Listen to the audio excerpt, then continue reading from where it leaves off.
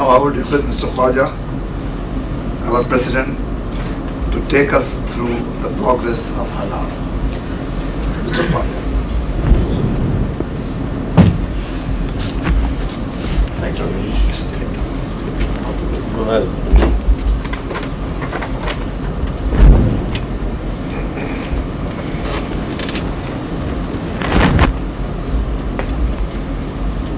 I'm sure he's not trying to stand around me first.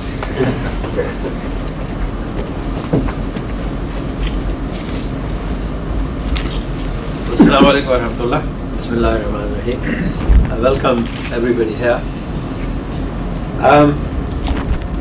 Sometimes it does happen that what you want to say, the others have already said it, and I think that at this occasion, both Tony and Charles have mentioned this. Now, enunciating what halal criteria and a dictum is, without clamoring for fame and fortune, what I can say is this: that still there are some facile ideas floating around in the community, and the procurers and providers are not being informed fully that Islam doesn't approbate science.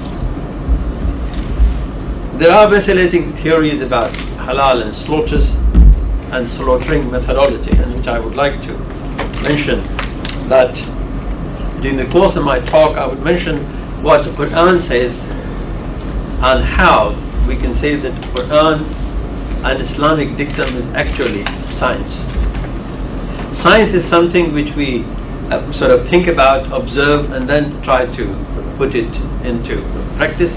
But Alhamdulillah, thank God that the Quran is something which has been revealed, and we all Muslims follow that. The first thing is first to say that method of slaughtering, if we see in the Act of 1953, 1974, 1995, which then turned into the amendment of 1999. And I would be mentioning this today in a very conceited way, that there are three things in there which on behalf of Halal Food Authority I put forward, and they actually became the WASC 99-400, which is called Welfare of Animal Slaughtering and Killing Rule. And that was to say that the halal slaughtering would only be done in a EU-approved slaughterhouse. It would only be done in the presence of a veterinary officer, or it would only be done by a licensed Muslim slaughterman.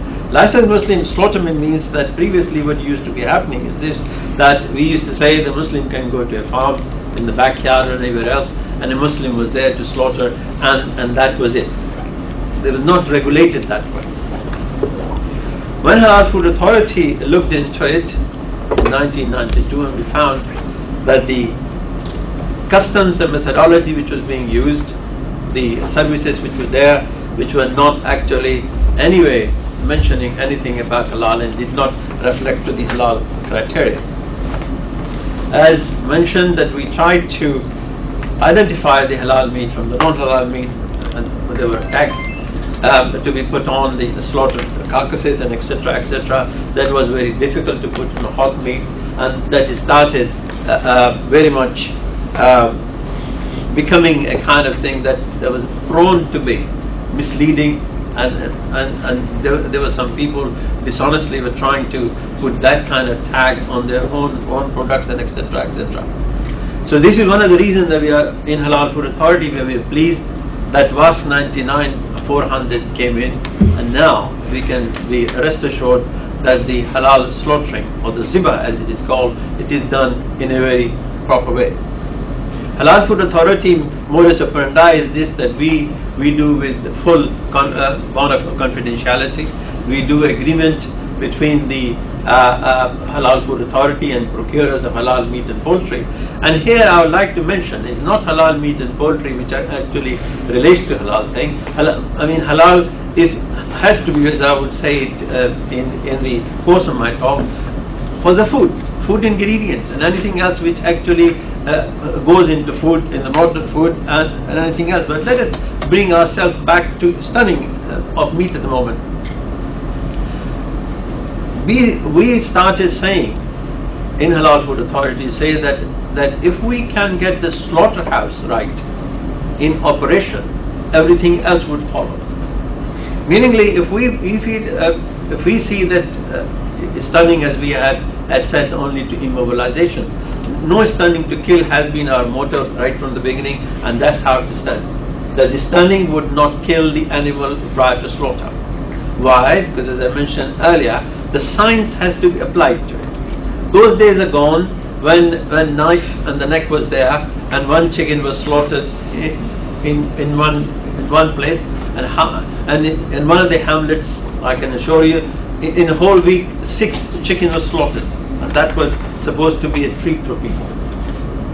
Here, when we came in, we knew that we had cradles on which, bovine animal was slaughtered, meaningly lamb and sheep was slaughtered that way. So we have to come to progress. Halal does not mean that it is something in the past. Halal means it's for now and for the future. Keeping in that mind, who does the calibration of stunning? Because the very fact is this: we are saying that this Halal Food Authority, the slaughterhouse, whose total production is going to be zib and slaughtered in the halal way, who would calibrate that stunner? Why it should be calibrated as well? Because the very fact is this: that there is a veterinary surgeon, as I mentioned, that in the regulation which is called WASC 99-400, compulsorily there is a veterinary surgeon or animal husbandry official is there. So the immobilization has to be taking place, and that could be done by the veterinary surgeon. Now, it had to